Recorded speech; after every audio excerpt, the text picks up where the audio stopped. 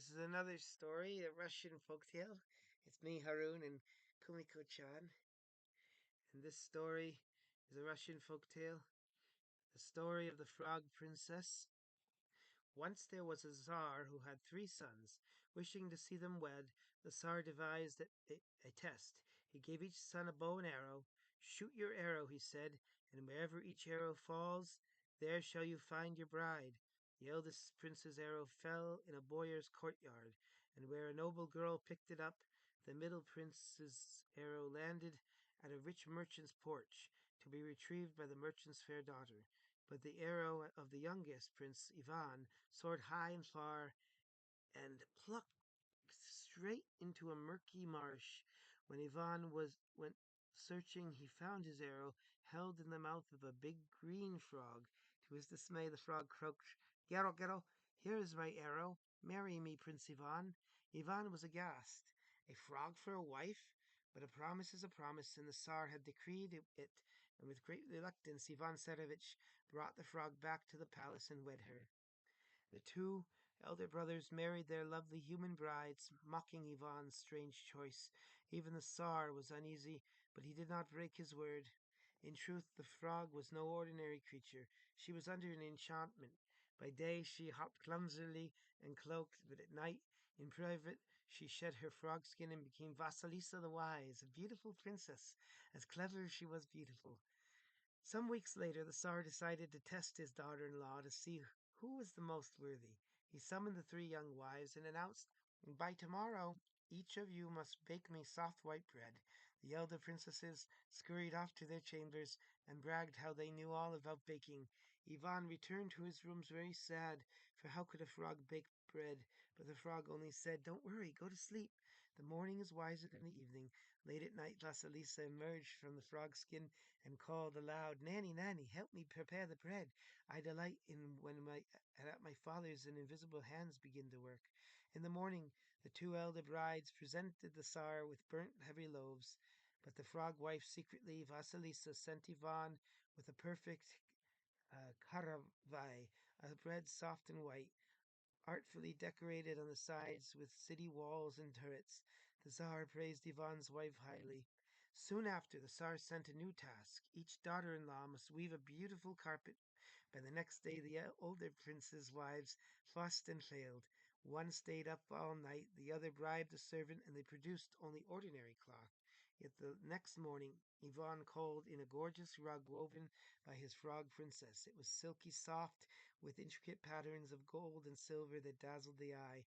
The Tsar was delighted. Finally, the Tsar announced he would hold a grand feast so that his sons and their wives could present themselves to the court. The 2 elder sisters-in-laws, dressed in fine gowns, and scoffed at Ivan. "How will your frog come to the banquet, brother? Will she hide on a lily pad?" Ivan went sadly to his frog wife. Again the frog told him, "Do not grieve. Go on to the feast, and I will follow. When you hear a rumbling and see a shock of light, do not fear. Cry out, 'Kia, Kia, Qua, Qua.' That's just my little froggy coming into her box." Puzzled, Ivan obeyed. He arrived alone at the feast, enduring sly remarks about his absent wife. Suddenly a thunderous voice shook the palace. The guests all grew alarmed, but Ivan jumped up and cried, "Quack, quack, don't worry, it's only my froggy riding in her little box." At that moment a crystal carriage, pulled by splendid horses, arrived at the gate. Out stepped Vasilisa the Wise in all her glory, a maiden of incomparable beauty. The court gasped. Ivan rejoiced, for now he understood his wife's secret. Vasilisa sat beside Ivan, and everyone admired her. The feast began. During the dinner, the 2 elder princesses tried to imitate Vasilisa's every move. When Vasilisa drank wine, they raised their goblets, hoping to impress. They sloshed the wine around, but Vasilisa merely poured her drink into her left sleeve. Unknown to them, she was hidden there, the wine without staining her dress. When finishing with the bones of the roast, Vasilisa casually dropped them into her right sleeve. The other wives saw this and began stuffing chicken bones up their sleeves. After that feast, the guests danced. Vasilisa, light of foot, whined and swayed. From her left sleeve a trickle of wine flowed, and lo! A little lake formed on the ballroom floor from her right sleeve. Bones fell and turned into a grove of trees right there in the hall. A magical forest by a lake appeared, astounding all.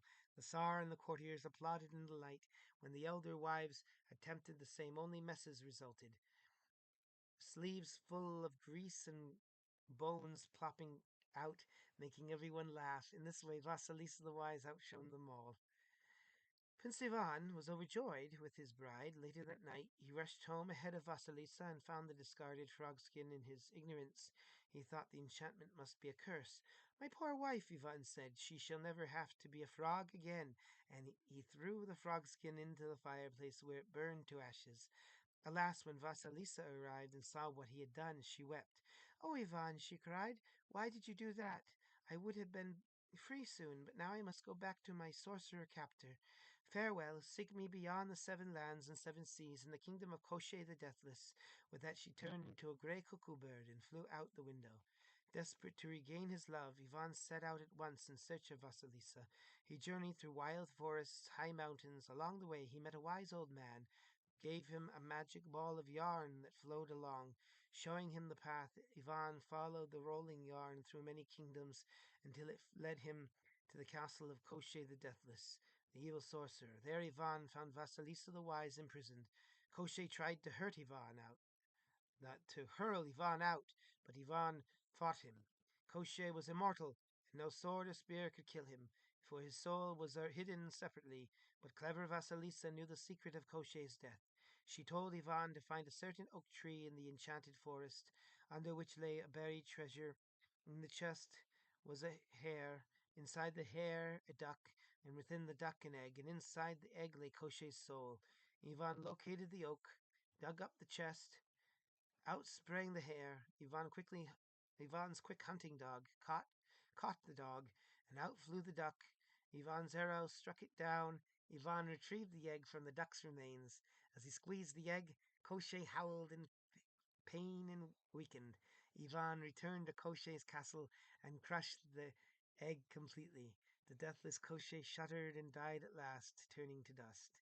And so Ivan Tsarevich and Vasilisa the Wise were reunited, and Ivan brought his beloved wife back home, where they lived in happiness. The Tsar was delighted at Vasilisa's return, and even more pleased that his son's brave deed had rid their realm of the dreaded Koshchei. Prince Ivan and Vasilisa the Wise inherited the kingdom and ruled together with wisdom, kindness for many, many years.